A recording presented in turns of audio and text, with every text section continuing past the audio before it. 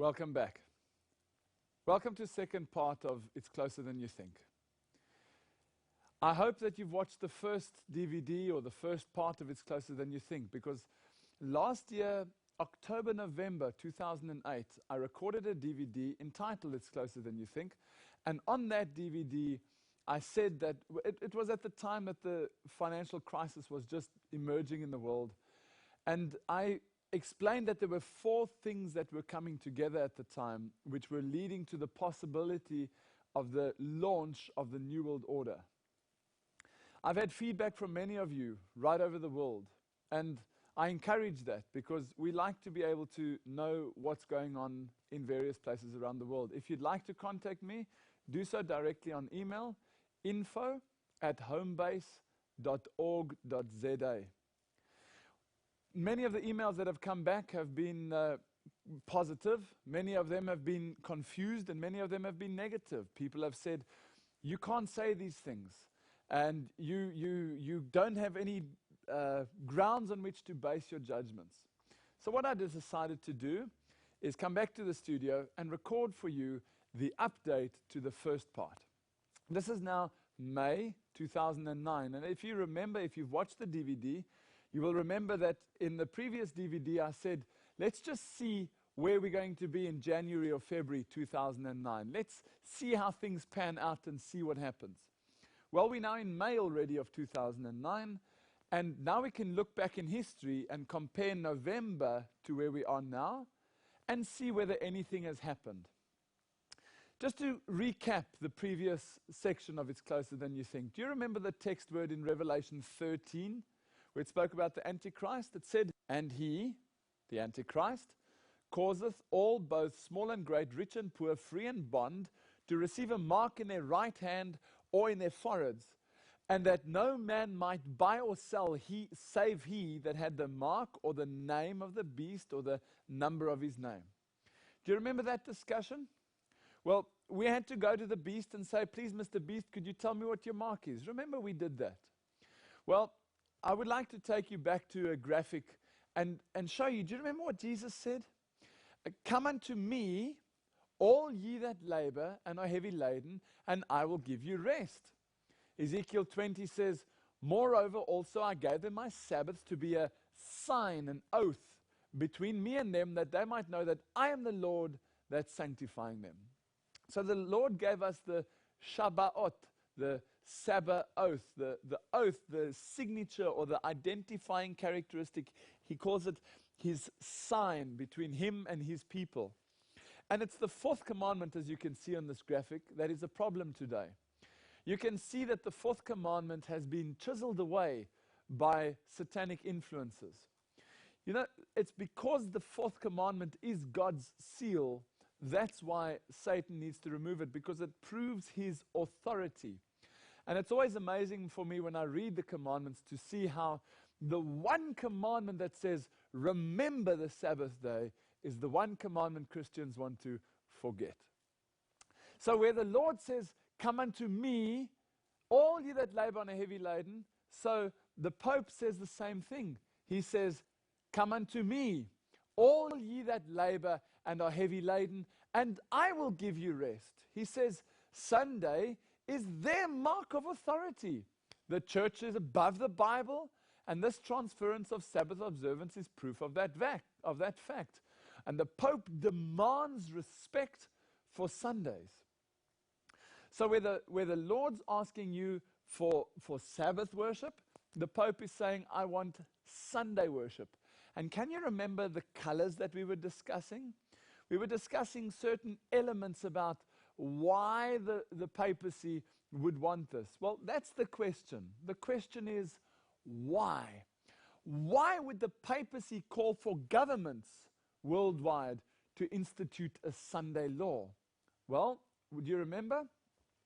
Why would the papacy call for governments worldwide to put in civil legislation about Sunday law? Do you remember we looked at Jesus' colors, and Jesus had 3 colors, and then we looked at the Antichrist and he had 2 colors?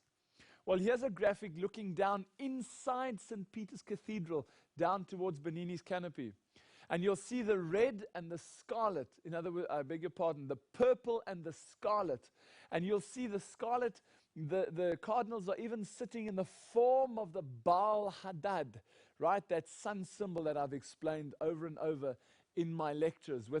In the middle there where the altar is, that's where the Eucharist would be. That's where the Baal Hadad, the center would be of the Baal Hadad. So the colors of the Vatican, besides the white and the gold and the black, etc., the colors of the Vatican are exactly what they are according to the Bible, purple and scarlet. Now, two questions I have. Number one, can you remember what color was missing? Can you remember it was the color blue? Now, everything that God has, Satan steals and he manipulates it for himself. And do you think Satan would be satisfied if Jesus, God's high priest, the Christ, has got three colors? Would Satan's high priest, the Antichrist, be satisfied with two colors? No, obviously not. So my question is, how is the Antichrist going to bring in the color blue? Do you remember what the blue stood for? It was for the obedience to the commandments of God. It was a symbol of obedience. So blue in the Bible is obedience to the commandments and the law of God. So if the papacy wants the blue, it's going to mean that he has to be subjective to the authority of God, which he can't do. So he cannot have the blue. But my question remains, how is he going to bring in the color blue? Do you remember blue laws? Well, I give you you can go and look in any encyclopedia you want, but I'm using a free encyclopedia, Wikipedia, that you can also go and have a look there. And you'll see that it says blue law. A blue law is a type of law designed to enforce moral standards, particularly the observance of Sunday as a day of worship or rest, and a restriction on Sunday shopping. Last time in the previous DVD, I actually asked you, go and have a look. Well, I'm actually bringing it to you now because that way it's easy. It's all on one DVD. So a blue law is a law governing restrictions on Sunday shopping, Sunday legislation, somehow to protect Sunday. Now, David Rockefeller had this quote, and he said, "This present window of opportunity during which a truly peaceful and interdependent world order might be built will not be open for too long. We are on the verge of a global transformation. All we need is the right major crisis, and the nations will accept the new world order." So what they need is the right major crisis. Now, how do they do that? That means they have to create the right crisis. If you want to make sure you get the right crisis, it means you have to create the right crisis. And if I take you to the the council, the Supreme Council of the 33rd degree of the ancient and accepted Scottish Rite of Freemasonry, you can see in the middle there is their slogan, Ordo ab Chaos, which means order out of chaos. There you can see the phoenix rising out of the ashes, which is the symbol of the order coming out of chaos. This is also the symbol of the coat of arms of South Africa, right? That comes from Hegel. Do you remember we discussed Hegelianism, the Hegel principle, which is you take thesis and you rub it against antithesis or antithesis. You rub them up and out comes synthesis. You take the blacks and you take the whites, you rub them together and out comes democracy. Well, that's what they did in South Africa, and that's what they do, ordo ab chaos. So they have to create the right chaos in order to manipulate the system to bring the right type of order. Now, I would like specifically for the South African audiences to give you some background before we look at a wider audience. Let's look at, well, you know, we've just been through an election process in South Africa. And we have a new president coming in, Jacob Zuma. And it's critical that we have a look at what is the belief system. What does Jacob Zuma promote? Well, directly after 1944, certain elements started to come in which weren't there as openly as before. 1994 was the date that the white government handed over to the black government. Here's a quote from 2001. Addressed by Deputy President Jacob Zuma, 18th of January 2001, and I'll highlight the words for you that you can see them. Africa is staking a claim for its full participation in shaping of a new world order, right? To show you that even in little South Africa, that message is also being preached. And it wasn't just in 2001 that he said it. Here's another example in 2002 where he promoted the same idea. As you can see, it's quite small writing, so I'll zoom in for you. This is the 23rd of January, 2002. Mr. President, our friendship is also strengthened by our common pursuit of a new world order that is just, fair, and peaceful. So again, Mr. Zuma saying that one of the main objectives in his role inside the leadership of South Africa is to bring South Africa into the new world order. When Thabo Mbeki became president of South Africa, one of the first things he did, as you can see from this BBC News article, is that he called for a new world order. You can see underneath the picture, it says, the new president of South Africa, Thabo Mbeki, has called for a new world order responsive to the needs of the poor. So he's calling for a new world order, one of the very first things he did. And then that was on June 25th, 1999. A little bit later, in 27th of August 2002, 3 years later, he called again. Read this with me. Mbeki calls for a new world order. In today's rap, Mbeki calls for a new world order, Cheney bangs the drum, etc., etc., and Chief Rabbi issues a warning to Israel. So Thabo Mbeki, the president of South Africa, calling, we need a new world order. We need a new world order. Right. Now, a couple of months ago, Thabo Mbeki stepped down, and South Africa received a new interim president to hold the fort between Thabo Mbeki and the new president coming in. What did this gentleman have to say? And please look at the date on this. This is BUA News, and you'll see there it's the 30th of January, 2009. Listen to what it says, and I've underlined it for you, but I'll read the whole thing. Now is a very good time to position and prepare for the upswing. The African continent has been least affected by the global financial crisis, he said, adding that after the global recovery, listen to this, after the global recovery, there will be a new order. We hope that this development is embraced constructively by the developed world. Listen carefully. The new global economic order must see Africa at the center, not the periphery. And just the last bit there says, said President Motlanthe. Right? So you can see that as you step into the role of leadership, one of the very first things you have to do to make sure that the whole world knows you're in line is to call for a new world order. And that's what the president did, and he's been part of the discussions, including the G20 summit.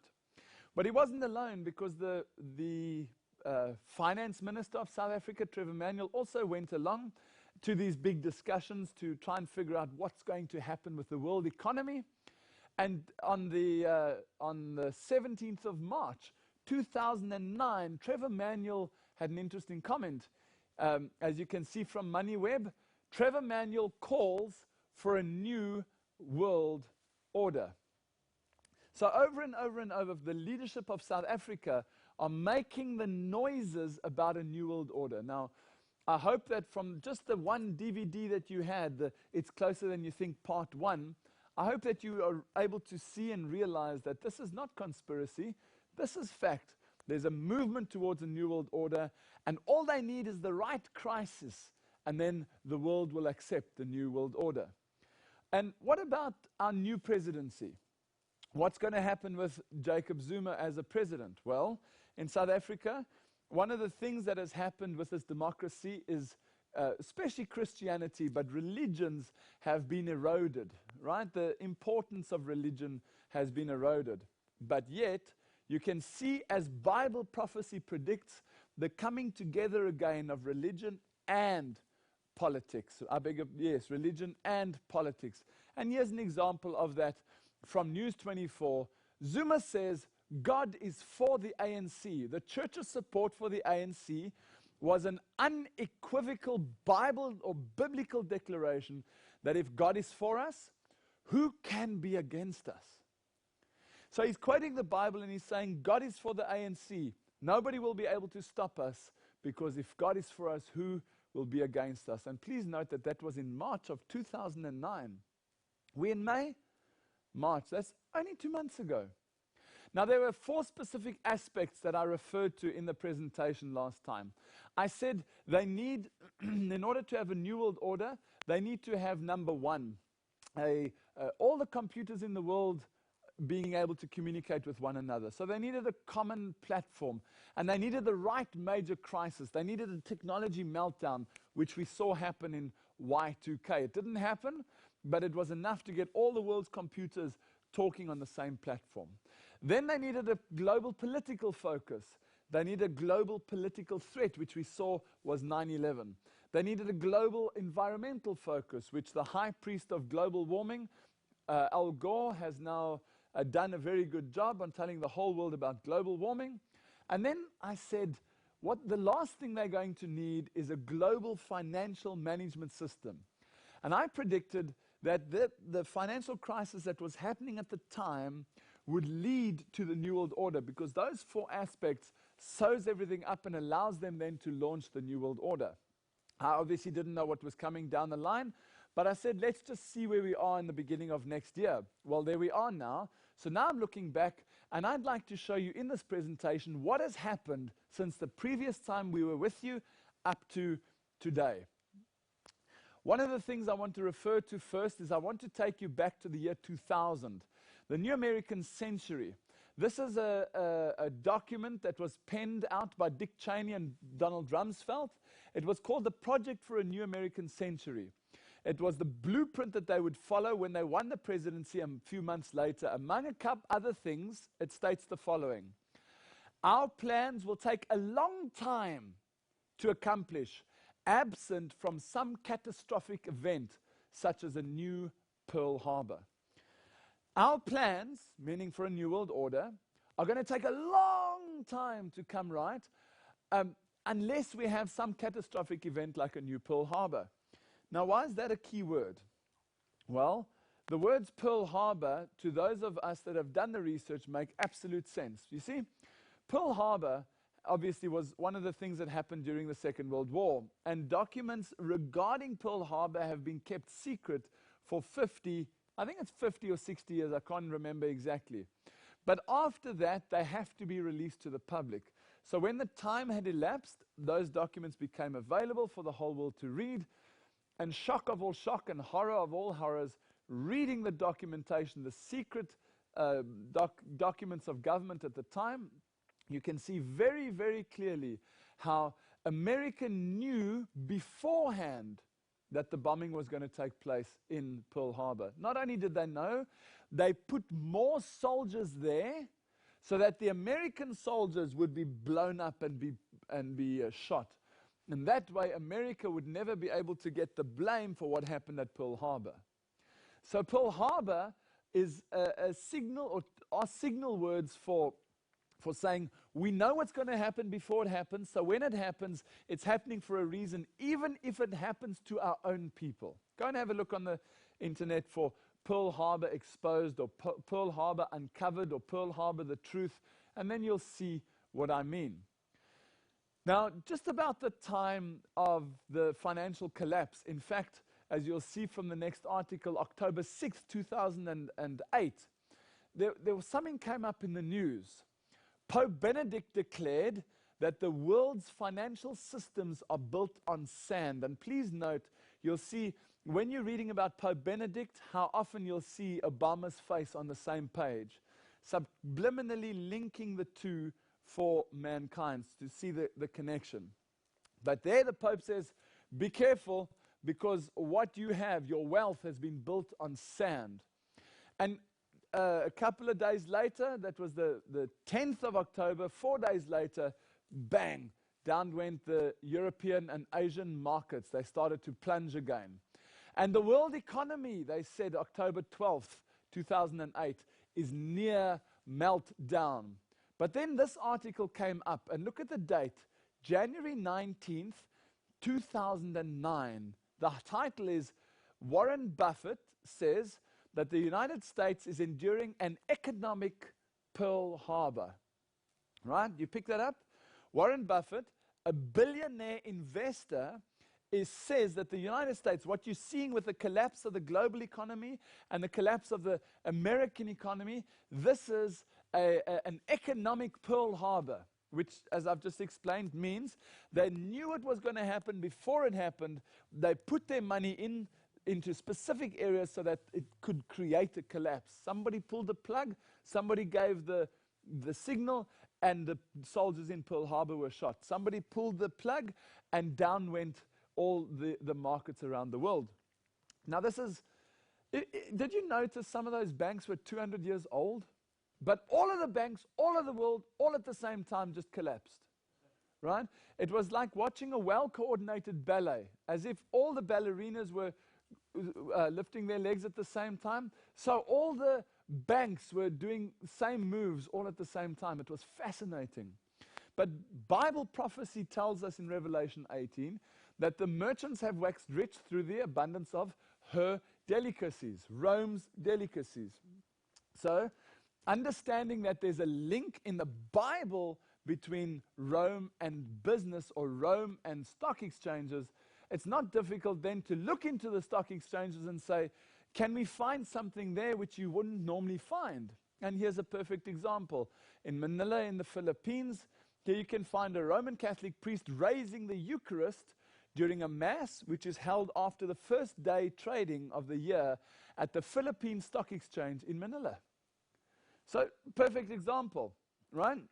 You've got the first day's trading, and then you've got the mass dedicating whatever that has happened there to their God, right? Not the Bible God, their God. Now, as the markets crashed, do you remember who stepped up to assist? Who came in and said, we'll bail you out, we'll help you out? Do you remember who it was? Well, here's an article from Sky News. Government is to take stake in banks. You'll probably remember that article. Here's another one.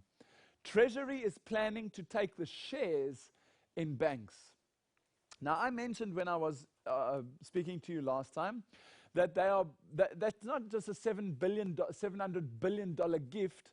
What they're doing with that is they're saying, right, you give me your shares, I'll give you the money. It's a trade-off. It's not a bailout gift. It's a trade-off. I want your shares. Now, associated with shares goes voting power.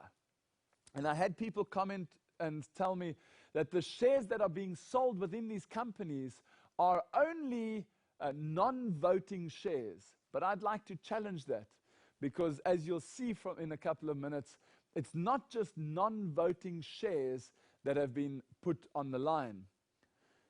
The question is why? Why does the government want shares in banking institutions?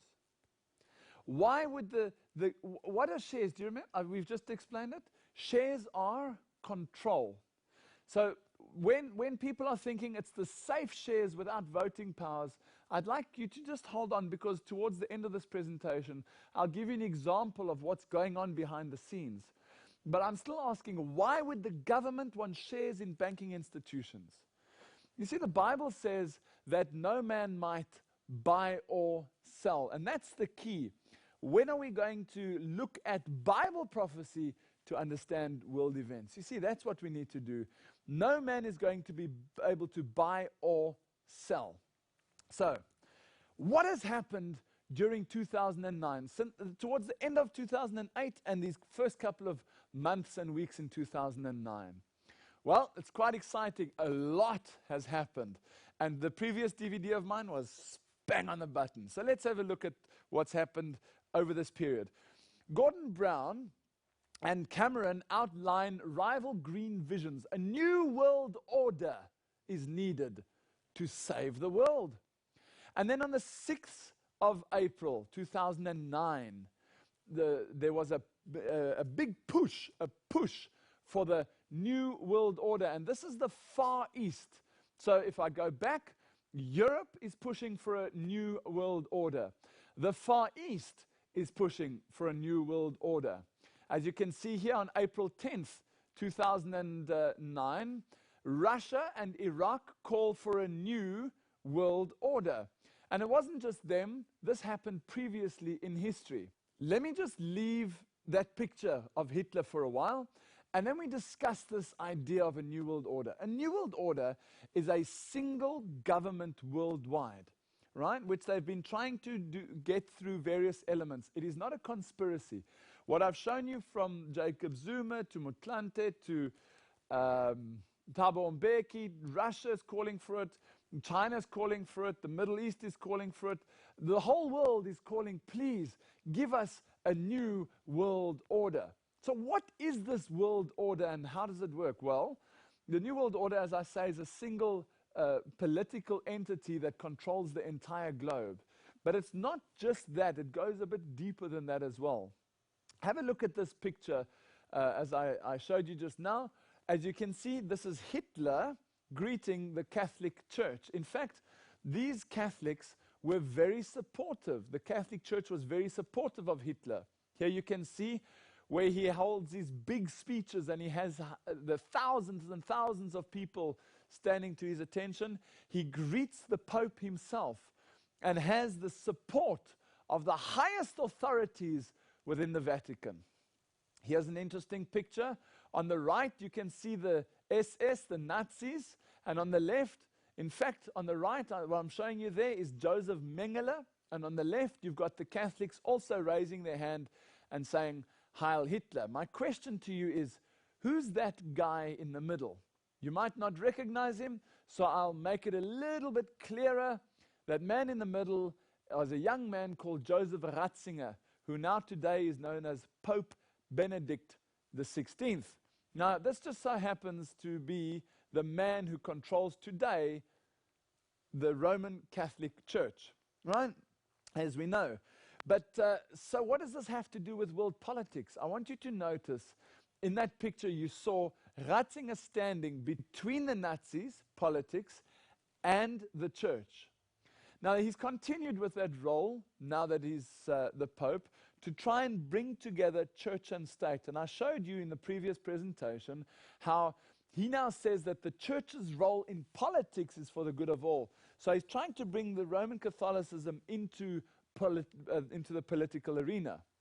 But as this article tells us, like Bush, Hitler also offered a new world order of peace. So this new world order is not a young idea. It's something that's come a long way. In fact, in 1917 already, they were starting to plan how they could manipulate that and come up with artificial crises to come up with a new world order. And when Hitler was given his commission to go and do what he had to do, he did it with absolute precision and to great admiration of the Catholic Church. You see that he was a pawn that was running towards a new world order. But it wasn't just him. Since then, other dictators have also come up with the idea of a new world order. People like Muammar Gaddafi. Saddam Hussein he called for it. All over the world there's this calling for a new world order. But what is it about a person like Hitler, a dictator, that they need in order to become successful in their role? Well, number one, they need to be charismatic. Number two, they need to somehow be different to the normal people. Number three, their charisma that they have, they must exude in their preaching or in their speaking when they are speaking to crowds, which causes, number four, the crowds to flock en masse to come and listen to this dictator. That's what they had with Hitler's days. Hundreds of thousands of people came to listen to him and willingly bowed down and said and were absolutely enthralled. Mein Führer, they would say, you know. And these are ideas which, if you look at the TV today, you can see again. When Barack Obama is speaking, hundreds of thousands of people crying their eyes out because their leader has come, their savior, and almost like a god on earth. Now, last time in the previous presentation, I showed you this image of McCain and Obama, left and right. Behind them is Cardinal McCarrick showing that the Catholic Church is backing whatever happens in the election. They will be behind it and in support of it. And I've had ridicule from people all over the world who've said that that is not a signal picture. That is not a way of showing what the intention is. And so I said, Lord, if that's the case, then you show me. If I'm doing something wrong, I will come back to the studio, I will record it differently, and I'll make sure that the whole world knows that I made an error. And I asked the Lord to please send me some information which I could show to either show correction or show that it was correct. And the Lord gave me this picture from the presidential election, the race that was on at the time between Al Gore and George Bush. There you have the picture I've just shown you between McCain and Obama.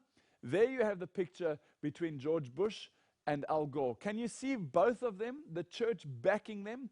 These are what is called this is what is called a signal picture. And if I replace the one at the bottom with Hitler, it's exactly the same thing. The Pope and Catholicism backing the religious leaders. So you can see again how this idea is being marketed through the media channels. And now, amazingly enough, it's not only called the New World Order, as you can see on Time magazine, it's now even called Barack Obama's New World Order. And look at the date, April 3rd, 2009. Wow, it's been a busy time.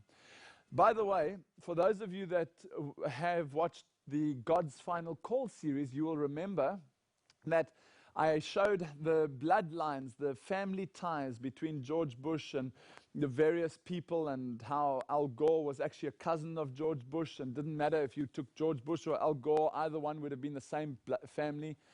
Well, you won't believe it, but maybe you will. Read this article and you'll see that BBC News explains that Obama is a distant cousin of George Bush.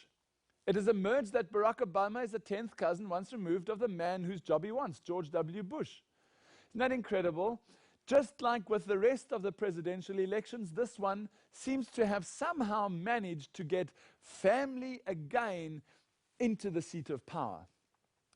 And what happened in London at the G20 summit? This is the group of 20 industrialized nations that are coming together to discuss how to further the world's economies and produce more money and affluence and help the poor. Well, at the time of the G20 summit, the crash had happened 4 months before that, 5 months before that. So when they got together in April, end of March, beginning of April it started, for those 2 or 3 days in London, the main agenda was about this financial crisis. And as you can see from Yahoo News, quite clearly, the decision was that the G20 is going to order spending to usher in the New World Order. So the decision made at the G20, what I was saying last year is I was saying the last thing they need is a financial crisis. Once you have the financial crisis, you can then get a group of people somewhere in the world to come up with legislation, to put enough money together to start the New World Order. And that's exactly what happened on April 3rd.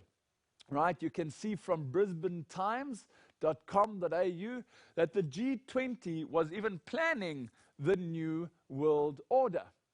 This video clip is probably the easiest way. Instead of me saying they made an announcement, or Gordon Brown came and said the following will be happening, I can just show you the video clip and then you can make your own mind up what he says. Listen to how he explains a New World Order as a result of the financial crisis and as a result of the discussions they're having at the G20, where Trevor Manuel was calling for a New World Order, the same thing. Now Gordon Brown actually gives the announcement. Listen to this. As well. For the first time, we have a common approach round the world to cleaning up banks' balance sheets and restoring lending. We are engaging in a deep process of reform and restructuring of our international financial system for now and for the future. And we have maintained our commitment to help the world's poorest, and we have put more money aside for that and also for a green recovery. These are not just a single collection of actions. This is collective action, people working together at their best. I think a new world order is emerging, and with it the foundations of a new and progressive era of international cooperation. We have resolved that from today we will together manage the process of globalization to secure responsibility from all and fairness to all. And we've agreed that in doing so, we will build a more sustainable and more open and a fairer global society. Did you hear what he said? A new world order is finally emerging. They've been trying and trying and trying and trying. And now they've been able to, with the financial crisis, manipulate it to such an extent that now the new world order is in place. All they will need is the International Monetary Fund to take the position and lead the world to the submission of the World Bank. So they'll have to bolster the International Monetary Fund to take on more responsibility, and that's exactly what happened at the G20. But it was interesting for me to see on the 1st of April in 2009 how CNN was actually saying that the crisis may result in the New World Order. Look at this. You can see CNN.com, crisis may lead to a new world order. And then look at this. These are the words that if you're in the inner circle, you understand exactly what they mean. 3rd of April 2009, a new world order emerges from chaos. Order out of chaos. Ordo ab chaos. The new world order emerges out of chaos. It's actually very sad to see how simple it is. But if you don't understand the language, it doesn't mean anything. And because of what happened there and the bolstering up, the quadrupling of the billions of dollars. I think the IMF was supported with 250 billion. They pushed it up to 500 and then up to, I think it's $1 trillion or $750 billion. There's a new level of responsibility from the International Monetary Fund, and I said that what we will need is a central management system, a central banking management system, which I believe will be headed up by the International Monetary Fund. And now people like Michael Hudson are able to write something as clearly as this to say, the International Monetary Fund now rules the world. So there you have it. Some of the many things that have happened during the last couple of days and couple of weeks. One other interesting thing that happened at the April talks in London, the G20, was that Russia and China started to call for a global currency. Here you can see the article. This is Medvedev, the leader of Russia, talking about a super currency. They want a super currency worldwide. Now, as you know, probably the dollar is generally the currency that supports all other currencies. And when they said this, they thought that America would go up in smoke and say, you can't do that. We want the dollar to be in place. And you know what happened? Read this article. Right? You can see there, this is the 27th of March, 2009. The US backing for world currency stuns the markets. See, what happened is, when they started calling for a single world currency, they thought there would be a big uproar. But no, America, they were busy with a new Pearl Harbor, so they said that's exactly what we need. We need a new global currency. And come on, let's discuss this. And that shook the markets because they thought that that was the last thing America wanted. So in America, we're looking at a currency. Do you remember what it was? I showed you last time, the Amira. We've got the euro. We've looked at that. What about Africa? Do you think Africa might have its own currency? Well, obviously not, I hear people say. Absolutely impossible. Do you remember I explained the 4 sections? You have got the European Union, the African Union, the Pacific Union, and the European Union.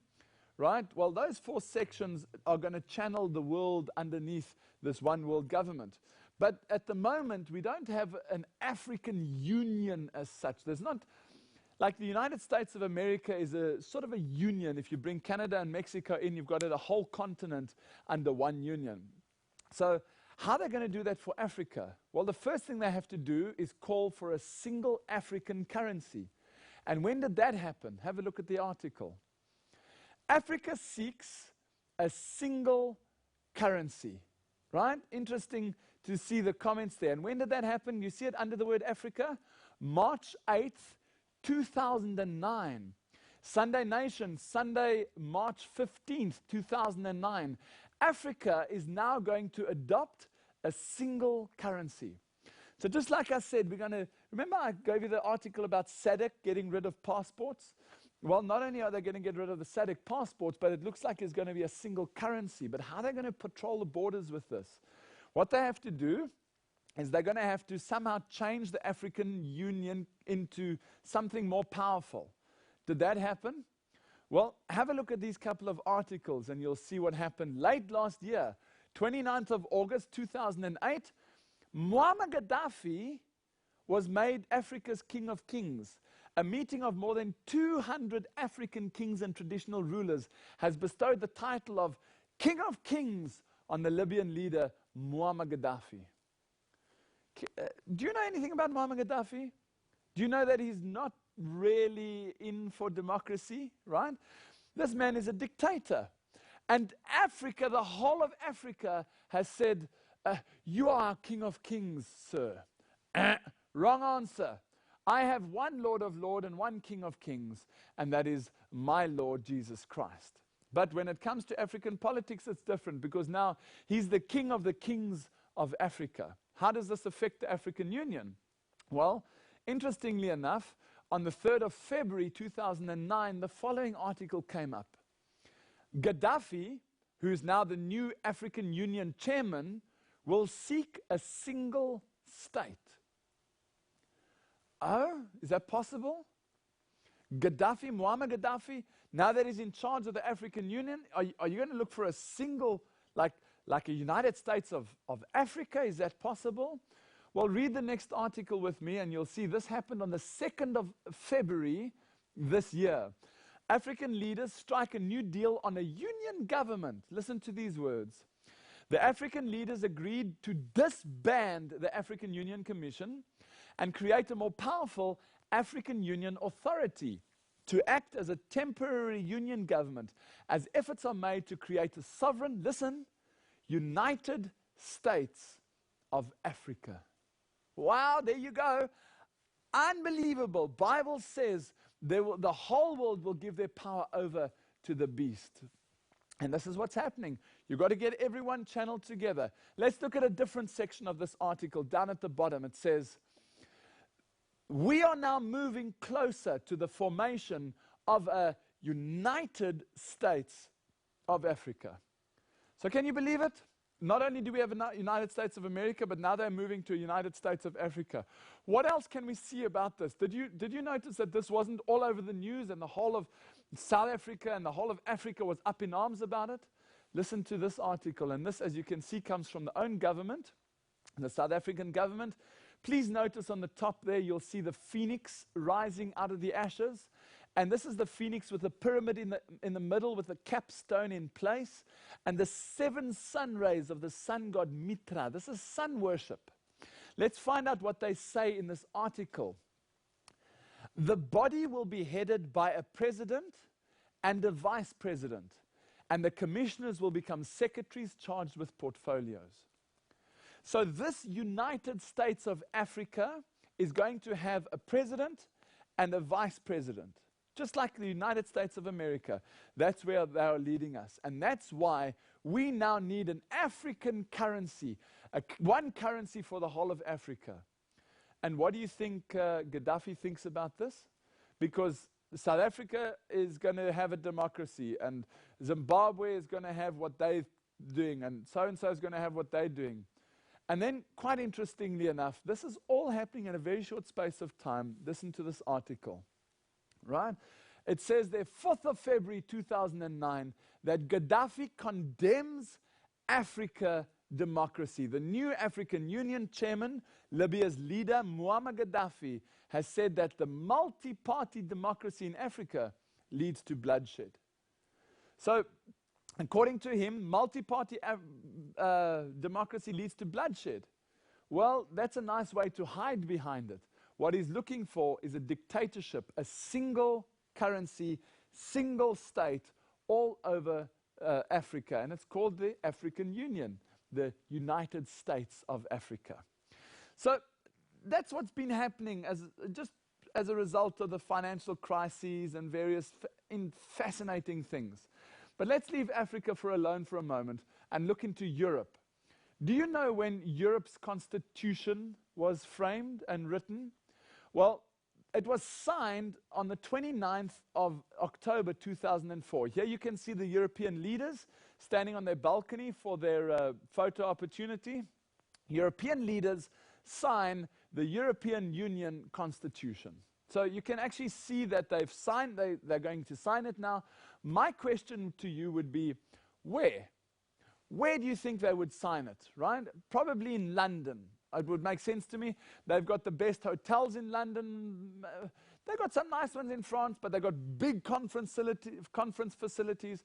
So I wonder where they would hold it. Would you like to know where they held it? Where did they do the signing of the European Constitution, the European Union? Well, have a look at this photograph and you'll see the room.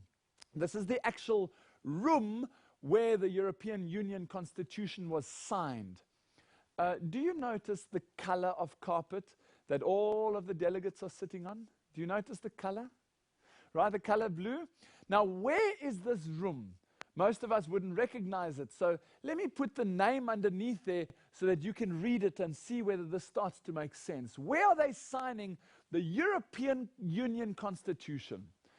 It was signed at Capitoline Hill, the Orazzi and Curiazzi Hall at the Campidoglio, the political and religious center of ancient Rome. Today, home of Rome's City Hall. That was October 29th, 2004. Okay, why do they choose Capitoline Hill? Do you know that Capitoline Hill, we have a Capitol Hill in America, and that gets its name from Capitoline Hill in Rome. Capitoline Hill gets its name from Jupiter, sun worship, the most senior deity of the sky, they called him. And in 509 before Christ, Capitolinus, the temple of Jupiter, was inaugurated. Capitolinus became the seat of government, the seat of power, and it was handed over, became Capitoline Hill, which is known today as Rome, the highest seat of authority inside the Roman system or inside the Vatican, Capitoline Hill. So at Capitoline Hill, the seat of authority of Rome, they go and sign the European Union Constitution. Now, if I'm getting married, right, and I need somebody to take a photograph of me, what type of scenery would I have? Would I go to the train station? No. Would I stand on the highway? No. You go and choose the scenery of your photograph to match the message of what you're trying to explain. So you'll stand there in a nice garden or possibly in a beautiful, tranquil place with lots of greenery to give you the impression of what the message is you're trying to convey. Now that happens with all things. All types of advertising, they use that sort of messaging system through the signal pictures. So when they're signing the European Union Constitution in Rome, what do you think the backdrop will be? What do you think will be behind them when they're signing the Constitution? Would you like to have a look? Here's a picture for you to see. There you can see sitting on our left is the United Kingdom's Prime Minister Tony Blair signing the European Union Constitution. What do you notice behind Tony Blair? Can you see it's that giant figure of the papacy? Here's another picture. Here you can see some other people signing it, the Belgian Prime Minister, Guy Verhofstadt, and the Foreign Minister, Karel de Gucht, also both signing the European Constitution in front of the papacy. Now, think about it. What's being said here, oh, and by the way, just go back for a moment and have a look at the color. Notice, let me go back. What is the color of the table? What is the color of the chair? Can you see a common link here? The common? Well, what are they trying to show you here? Is that whatever they are signing, is under the blessing of the papacy. Do you get that? Whatever's being signed at the table has the oversight, the overview, and the backing of the papacy. This is a different way of depicting the same thing that I showed you with Cardinal McCarrick and John McCain and Obama, just in a different setting and at a different level. Now, let's go and look for a moment at an image of the Tower of Babel. This image was put together by an artist called Bruegel, right? And you can see it's an unfinished spiral type building. If you were to go to the European Union, in fact, you go to the European Union Parliament in Strasbourg, you will notice that it's built in an unfinished manner in the form of a spiral. Now, that's not by chance, because the European Union issued a poster a while ago which stated Europe, many tongues, one voice. And on it was the Tower of Babel. And as you can see, there is a crane.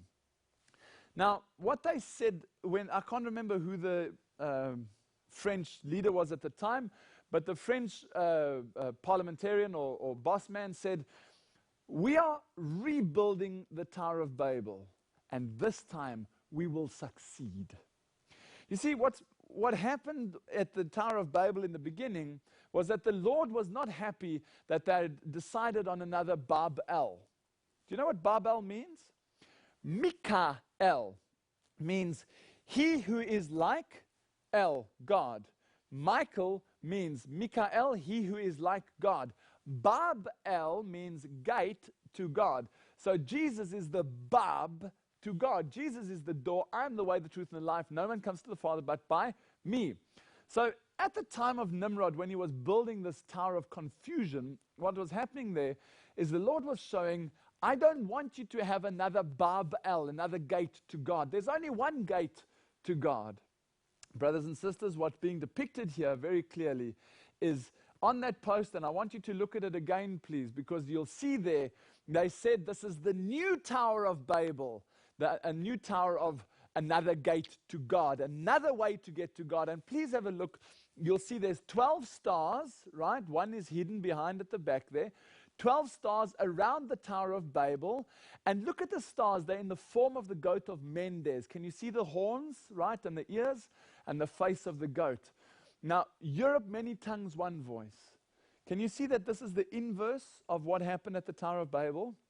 The Tower of Babel, it was one voice and one nation, which the Lord then split up into many tongues. Now they're saying, no, Europe is many tongues but one voice. They're coming together and they're trying to undo what God did, and now they're going to put in another Babel. They don't want to worship Jesus. They want to worship the Babel of their choice. And that Babel has also got blue. Jesus has got blue. They don't want that blue. They want another Bab's blue. Let's have a look. If you look at the European Union flag, what do you notice about the colors? Can you see it's blue? And in the blue, you'll see the 12 stars, right? The 12 stars of the European Union. So what, I hear you say? So what? That's blue. Well, wait a moment, and just if you're a Catholic or if you understand what I'm talking about, here's a picture of Mary, right? This is any picture, most pictures you can use, especially the older ones. What color is she wearing? And can you see the stars around her head? Here's another picture. You can see Mary with the color blue again. And pause the DVD and count the stars. It's not just on Mary. You'll see it you'll see at the bottom there, it says Città del Vaticano. This is a coin from the Vatican. And count the number of stars on your TV screen or on your computer screen. And you will see that there are 12 stars and the color blue. Now, this is not God's blue. This is a different blue. This is the Antichrist bringing in his blue law. Now, what about the European Union? I've shown you where they went to go and sign in the Constitution. But what about modern day? What's going on at the top of the European Union? Well, have a look at this article and you'll see that it's the 13th of January last year. Tony Blair kicked off his campaign to become the European Union president. And not only did he do that, but later on, this is February 2009, the 8th of February, a year later, President Blair, the former Prime Minister, is now set to become the European Union chief as Sarkozy, the French president, battles to win him the post. There's a movement to try and put this man, this Prime Minister, this ex-Prime Minister, into the position as European Union head. Remember, we've already got a dictator in the form of the African Union head. Now we're looking for the European Union head, and we need to wonder, who's this going to be? Well, have a look at the Canberra Times, what they say. That 15th of December, I beg your pardon, last year, 2008, they came out and told us that Blair was actually a secret Catholic at number 10 Downing Street. He wasn't a Protestant like he claimed to be, he was a secret Catholic.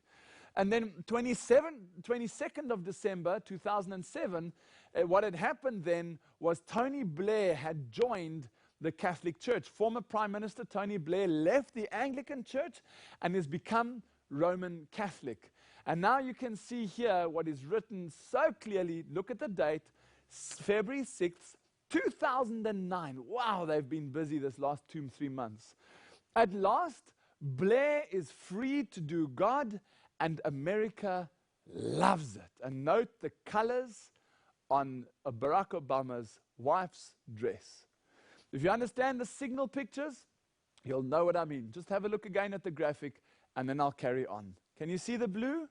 Right? Again, linking the European Union and the authority of blue back to the political powers around the world.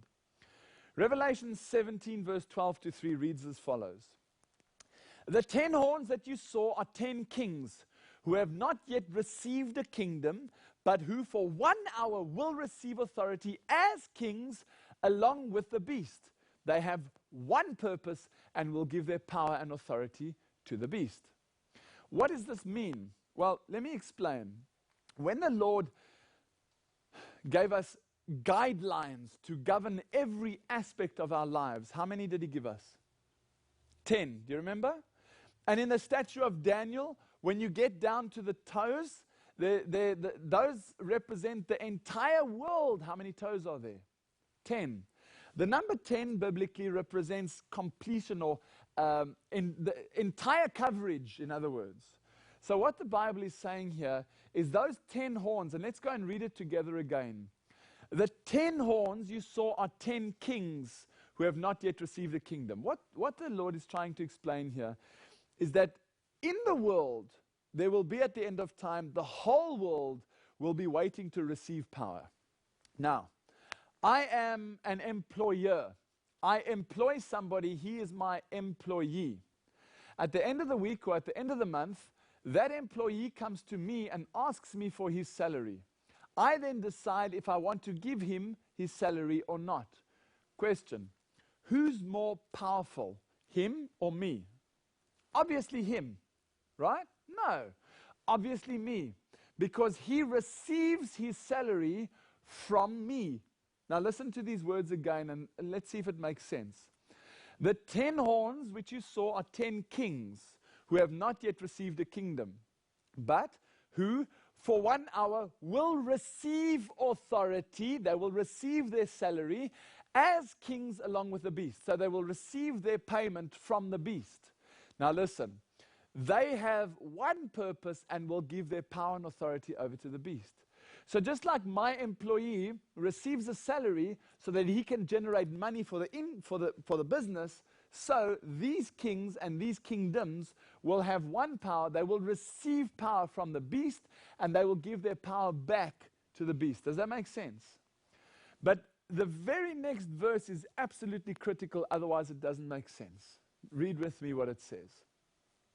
These shall make war with the Lamb, and the Lamb shall overcome them, for he is the Lord of lords and the King of kings. And they that are chosen with him are called and chosen and faithful. You see, the question here is, what's going on? Why are they fiddling with this blue, the Sunday law? Why are they writing the Constitution? And what's all this blue stuff? You've got to realize that the Bible is warning that there will be a war against the Lamb. This is not our war to fight. This is Jesus' war to fight. We are his people to show the world the character of Christ. That's our role. And to spread the gospel of truth all over the world. But there's a war on, and there are those that believe that Satan is going to win the war. That's one of the biggest lies and deceptions inside these secret societies, is they believe that Jesus is literally going to win. But thank the Lord, we've got the Bible, and we can read the last couple of chapters, and we know Jesus wins. You see, these powers, as it says in Revelation 17, verse 14, these shall make war with the Lamb, and the Lamb shall overcome them. You see, they're not having war with us, they're making war with the Lamb. And not only just against Jesus, but specifically against his authority. Do you remember the three colors? What were they? Do you remember? Blue and purple and scarlet. Blue, purple, red. And the two colors of Rome, excluding the blue. Well, it's going to be through civil legislation, like the European Union, that the blue is going to be brought in. It's going to be through the American Union that the blue is going to be brought in. It's going to be through the African Union that the blue is going to be brought in. But what's happening around the world at the moment? Here's an article from 2007, November. German unions and churches form alliance against shopping, Sunday shopping, I beg your pardon. They form alliance against Sunday shopping. And I just read what's underlined. To shop or not to shop on Sundays. The seventh day, wrong answer. Sunday's not the seventh day. The seventh day should be devoted to the family. I agree, that's the Sabbath. The Protestant Church of Berlin has joined forces with the Catholic Church in the capital to seek an injunction from where? From the Federal Constitutional Court to keep shops closed. You are desecrating the day of the Lord and breaking the third commandment. Bishop Wolfgang Huber, head of the Evangelical Church in Germany, actually it's the Catholic Church because they use the third commandment, which is actually Catholicism. This church has formed an unlikely alliance with workers' unions to keep Sundays free of shopping and therefore a day of rest. You see, the Sunday law is about ensuring that you are not allowed to do what you are doing on a Sunday. A friend of mine was preaching this message in Germany a couple of weeks ago, actually a couple of months ago now, and two people in the audience came up and told him, and unfortunately he had to leave immediately, so he didn't get a copy of it, but these people actually had received 130 euro fines for fixing their roofs. They were busy on a Sunday fixing their roof. The police came up and gave them fines for breaking the Sunday law in Germany. Can you believe it? So this blue law already exists, and they're starting to flex its wings. It's starting to be tested more and more. That article was from 2007. 2007, that's correct. Let's come a little bit closer to the middle of 2008, right? You'll see here, Sunday shopping has been banned in Croatia. Croatian shops are to be closed on Sundays as of January 1, 2009 in concession to the Catholic Church. Listen on the right of the picture. The Croatian parliament has passed a law forcing shops. The parliament has passed a law forcing shops to close on Sundays in concession to the Roman Catholic Church.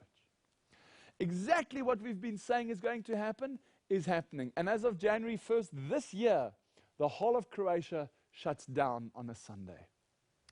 Let's bring it even closer. What about this European Union that we've been discussing? Well, there you have a copy of the original document, the European Parliament. This is the written declaration. And I want to highlight certain portions out of it. And by the way, you'll see the date just above written declaration. I beg your pardon, just below the paragraph under written declaration, you'll see the lapse date is the 7th of May, 2009. Brothers and sisters, that's 4 days ago. How close are we? Satan is trying everything he can, and somehow the Lord is holding back the wind. I don't know how he's doing it, but read these words with me. This is coming from the European Union Parliament. Listen to what it says. Whereas a work-free Sunday is an essential pillar of the European social model, C, Whereas according to European Union law, Sunday is the weekly rest day, D. Whereas the European institutions, bodies, and agencies have not worked on Sunday since their creation. And number one, they call on the member states, not just the European Union, but all the states associated to the European Union. Let's read that again. They call on the member states and the European Union institutions to protect Sunday as a weekly rest day. Now, this is happening at the moment, and I haven't even had an opportunity yet to find out whether this has been passed or not. We are living at the end of time, literally on the knife edge of eternity. I think it's about time we started taking this seriously. Everything that I said might happen in my previous DVD has happened, one after the other. I am not a prophet. I would never claim to be a prophet. I just plan to carry on studying the Bible to be able to understand Bible prophecy. Because if you understand Bible prophecy, the world events make absolute sense. And I want to take you back for a moment to the discussion we had just now, when we were talking about why does the government want to own shares in the banks in order to stop you from buying and selling? Do you remember that? Well, one of the groups that was nationalized in America was the world's largest bank called Citibank. And the argument I received was they're not giving the government the voting shares. They're giving the government the non-voting shares. That's not true. And you'll find out from this article from CNBC that the US government agreed to boost its stake in Citigroup to as much as 36%. Shoring up the bank's capital and taking on far more control of the ailing banking giant. Listen to what happens here. The government is the new boss, said Mike Holland, the founder of Money Manager Holland in New York, very influential company. Listen, every major decision inside Citibank is something that is not going to come out of Park Avenue, which is their head office, but is something that's going to come from Washington, D.C. Every major decision within the bank is not going to come anymore from the Park Avenue. It's now going to come from Washington. So if America decides to keep the Sunday law, Washington will shut down Citibank in a wink. The decisions are no longer made by the shareholders, they are now made by Washington. And this has been done all over the world. All over the world. And that's why the statement on this Business Times article is so true. If you think your cash is safe, think again. Beware of your bank. Can you imagine there was a realization of what's going on? And people started to realize they needed to withdraw their money. There would be an international run on the banks. And people, just say for example in Australia, everyone in Australia got wind of the panic, or in America, and they ran to the banks, and everyone wanted to withdraw all their money. Do you think they would be able to maintain that, to manage that? Absolutely not. They've only got a very small percentage of the money, the value that they have in the bank. They've only got a very small percentage in liquid cash.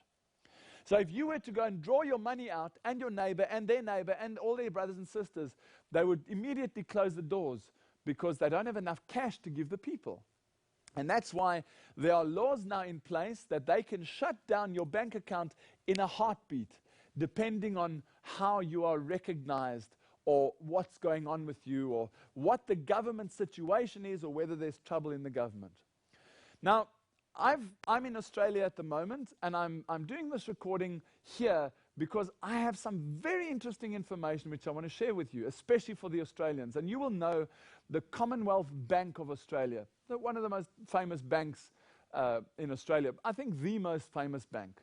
Now, there's a whole, when you go to the bank, you get lots of brochures and pamphlets and things. If I want to open up a credit card, I get lots of little pamphlets and things I'm supposed to read.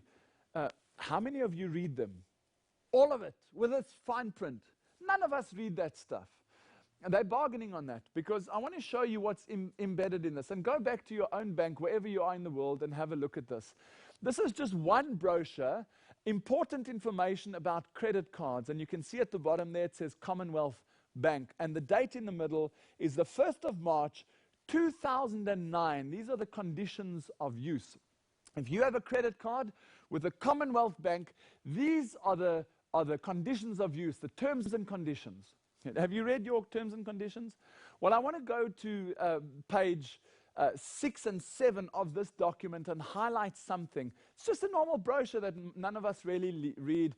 You can see there at the top it says code, and then device, disclosure date, the EFT code as you're going down the left, electronic equipment, and go down then to the other side, hour, and then password, PIN, and then there's something called a prescribed person. Now, a prescribed person to me is a person, that's the identified individual. It's like prescribed medicine. If you go to the chemist, you get a prescription and you go and fetch your prescribed medicine. Or, as an example, I have a prescribed diet because I have a certain blood group or whatever. You have certain prescriptions, like prescribed. So when I read this, it made absolutely no sense to me until I read, and the wording was weird for me. Let me zoom in a bit and let's have a look what that paragraph says. Prescribed person, a person who appears to us either A, to be a prescribed person or entity under the Charter of the United Nations, B, to be in breach of the laws of any jurisdiction relating to money laundering or counterterrorism, C, to appear in a list of persons with whom dealings are prescribed by the government or a regulatory authority of any jurisdiction, or D, act on behalf or for the benefit of a person listed in subclauses A to C. Now, so what? Well, I realized that, in fact, I didn't even realize that somebody showed me that the spelling is different. It's not prescribed, it's proscribed. So I said, proscribed, what's that? Let me go onto the internet and have a look at dictionary.com. Here you can have a look at it and have a look what proscribe means. I'll read from the top with you that you get this with me. Proscribe is a verb, and number 1, to denounce or condemn a thing as dangerous or harmful. Number 2, to put outside the protection of the law or to outlaw. Number 3, to banish or exile. Number 4, to announce the name of a person as condemned to death and subject to confiscation of property. You see that? Proscribed isn't the prescribed person. It isn't the person whose name's on there. Proscribed, and let's go back to the previous picture now and you'll see what it means. Proscribed person is a person, have a look at the 4th one there, who is condemned to death or has subject to confiscation of property. Let's go back again. A prescribed person is a person who appears to us either to be a prescribed person or entity under the Charter of the United Nations. Can you see what they're doing here? They are starting to associate the banks to the United Nations. I said this was going to happen last year in November, and boom, there it is. The documentation coming out saying now the United Nations is going to become that central controlling hub of who is a terrorist and who isn't a terrorist. And if you are, we have the right to confiscate your money and to take everything away from you and lock you up and even put you under a death sentence. There's a big difference between prescribed and proscribed. How brilliant is that? One letter, and it makes all the difference. Now, if you understand what's going on at the United Nations, then this will make even more sense. Have a look at this video clip that I'm going to show you in a minute, and have a look what the impact of this will be. The United Nations is trying to shut down the free speech of individuals, specifically pertaining to religion. Islam is always the scapegoat, so just put Islam to the side and think about your position when the Lord calls you to accept His blue and you stand in contradiction to the blue of the Antichrist. Or if you happen to do an evangelistic crusade or teach people about the Antichrist, who he is and how he's trying to bring in these colors and what the problem is, have a look what the United Nations is trying to do to us. Please note that they pushed this bill through last November already as it's unsigned, but it's gone through. I forget the words, it'll come to me now. But then, now in March this year, they actually wanted to make it official. Watch this video clip with me. There is a major effort taking place to curb free speech in this country, irrespective of our Constitution, our Bill of Rights. And free speech advocates say the United Nations has come down on precisely the wrong side. The United Nations has adopted what it calls a resolution combating defamation of religions. The United Nations now wants to make that anti-blasphemy resolution binding on member nations, including, of course, our own. That would make it a crime in the United States if the United Nations were to have its way to criticize religion, in particular, Islam.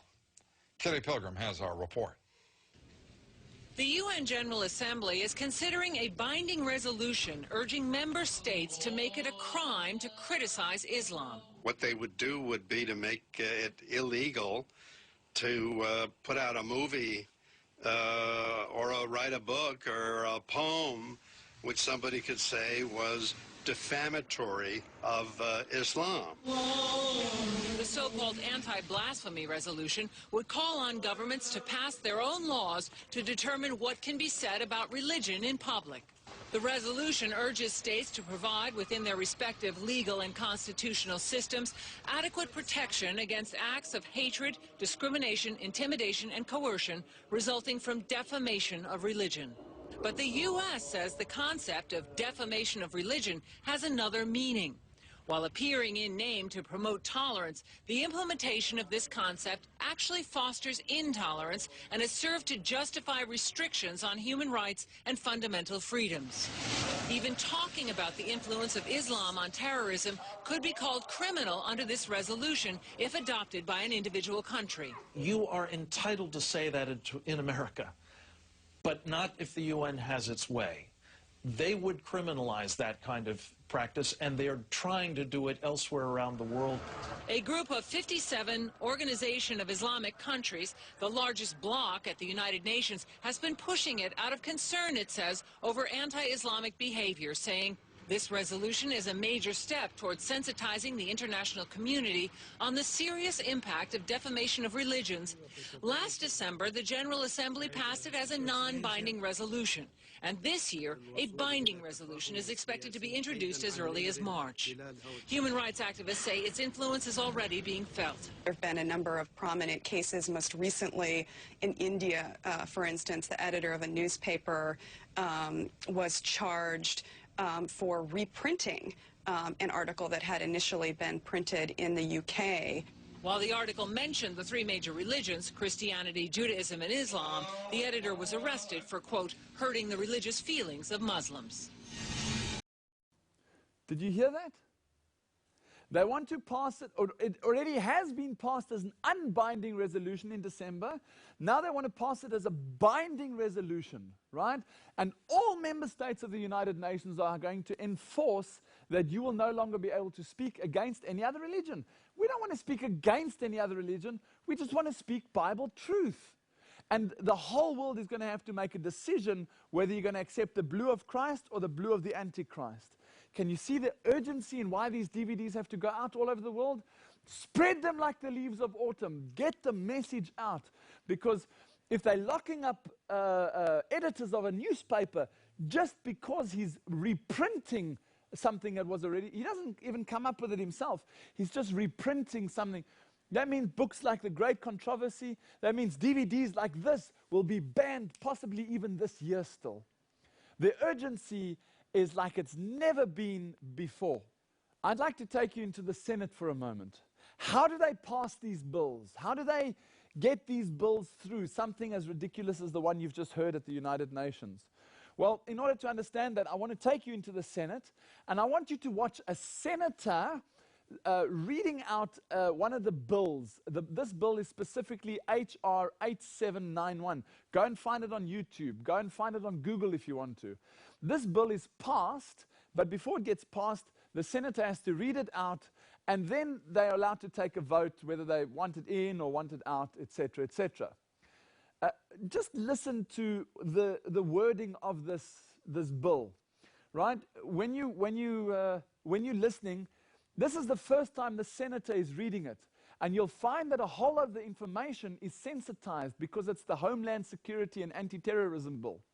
So there's a whole lot of information which he says, oops, sorry, that's classified. But I want you, and I'm going to ask you now already, once you've watched it, go back and watch it again and go back and watch it again.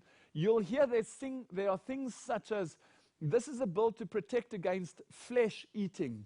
You'll see that there's things in there about the outbreak of certain classified, etc., etc. Just listen to the words of this. I'm going to try and let it play all the way through, but if I have the inspiration to stop, then I'll have to stop it just to tell you something. But one other thing I want you to look for is that the senator gets to a point where he is reading through this bill and he says, oh, right? I'm not going to repeat the words because it's blasphemous, but just listen to the surprise in his voice when he sees what he's not allowed to read. We don't know what's in there, but you can just imagine. Listen to this bill.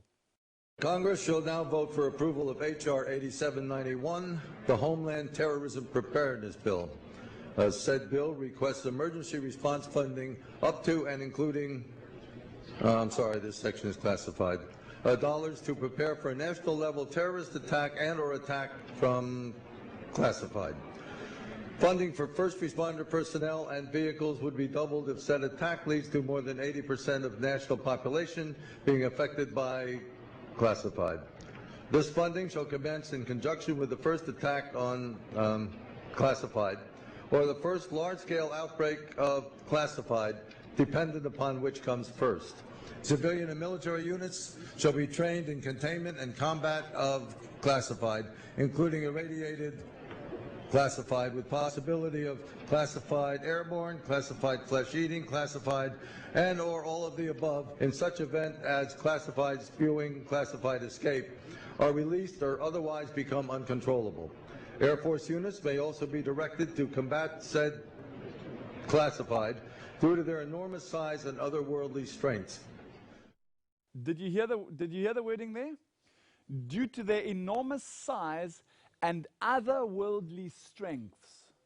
So what they're preparing for is not from this world. They are preparing for something else, right? Bigger than what we are normally dealing with. And if you just put the word swine flu and avian flu, etc. in there, it makes absolute sense. But listen now what he says to the breakout of the urban something or other that's worse than your worst nightmares. Listen. Should event occur in urban areas? Jesus. That's classified, far surpassing our darkest nightmares. Should casualties exceed classified, body disposal actions shall be halted and associated resources shall be reallocated to classified underground, classified protected birthing centers. A new Bill of Rights shall be drafted and approved by classified. Having now reviewed the bill, I ask you to please cast your vote. Can you see how it works? That's in the Senate. He's so shocked what he's reading. He can't. No. We're past our worst night. What are they preparing for? Right? There's something going on. Well, in America alone, there are over 600 concentration camps. I've given you photo footage of this already previously, but I've never given you video footage of the concentration camp until now. Now I have video footage of an Australian concentration camp which is up and running and fully manned, fully operational, and yet standing empty. Look at this. Refugee advocates have savaged Australia's giant new offshore detention centre, calling it over the top and a waste of taxpayers' money. Despite claiming a more humane asylum seeker policy, the Rudd government says it still plans to use the $400 million Christmas Island facility. Is this state-of-the-art for dealing with asylum seekers or an inhumane, scandalous waste of $400 million? The centre is totally over the top. The security is extraordinarily harsh. Last week, the Rudd government took Amnesty's Graham Thom and other leading refugee advocates on the 5-hour flight from Perth to Christmas Island to inspect our new immigration detention facility. They've now written to the minister calling the centre extremely harsh and stark, the centrepiece of a policy that is unfair and potentially harmful. This is the environment that drives people to eventually go on hunger strikes, to sew their lips together, to jump off buildings. That was built by the previous Howard government. The Rudd government says children will not be put in the new centre, but others might be. It says the facility is needed as a deterrent. We will see more boat people. There are people looking for refuge all around the world. In fact, refugee advocates expect the Christmas Island facility will only be used occasionally, if at all. Even idle, it will cost taxpayers $9 million a year just maintaining it. $400 million white elephant that they're not going to use because it is just too harsh. Did you hear the figures? It cost the the Howard government $400 million to put in this concentration camp. And it costs them $9 million a year just to maintain it. And it's standing empty. What for? Because it's fun? No. There's a plan going on. You know that there's one concentration camp in Alaska which is said to hold 2 million people? These are big, big places. And it's about time that we realize that the final events are right in front of us. You know that in 2007 already, the FBI started putting together the database, their final biggest database. Listen, the FBI prepares vast database of biometrics. The $1 billion project is to include images of irises and faces. They will be able to determine people and recognize people just walking through an airport from the face scans and the iris scans, which we already know are available, but not on a worldwide scale. This is something which they're putting in for worldwide control. This is part of the new world order that we've been speaking about over and over and over and over. Now today, I don't have to prophesy anymore. I can just click a button and you can see it. Today it's history. Today, my brother and my sister, you have two choices. You can either accept the Antichrist's blue Sunday law, or you can accept Jesus Christ's blue Sabbath law. Blue you will accept. That's a given. But are you going to willingly say, Jesus, I love you, and if you love me, keep my commandments? That's what he says. So if you love him, you keep his. Or are you going to reject it and literally accept the frontal lobe decision of accepting the blue Sunday law? This world has literally got nothing left in it. There is nothing left for us here. The only solution we have is Jesus and heaven. Brothers and sisters, work, work, and work while there still is time, because time is almost finished. Listen what she writes in Christ Object Lessons, page 69. When the fruit is brought forth, and she's quoting from Mark 4, verse 29, when the fruit is brought forth, immediately he will put in the sickle, because the harvest is come. What fruit, Lord? Tell us. Christ is waiting with longing desire for the manifestation of himself in his church. When the character of Christ shall be perfectly reproduced in his people, then he will come to claim them as his own. Christ is waiting for himself to be reflected in his church. You just look into the church at the moment and you'll see there's a problem. The church does not reflect Jesus Christ. He's going to shake it, he's going to clean it, and he's going to purify to himself a peculiar people. But just like she wrote in Testimonies, volume 9, the agencies of evil are combining their forces and consolidating. You can see it now in the news. They are strengthening for the last great crisis, and the great changes are soon to take place in our world, and the final movements will be rapid ones. One influence is working for the purification of the church, the other for the corrupting of the people of God. Although there are evils existing in the church, and there will be until the end of the world, the church in these last days is to be the light of the world that is polluted and demoralized by sin. God's church is supposed to be the light of the world. Jesus says, I'm the light of the world. You are the light of the world. And he wants us to reflect his character and his nature. Brothers and sisters, the Sunday law is coming.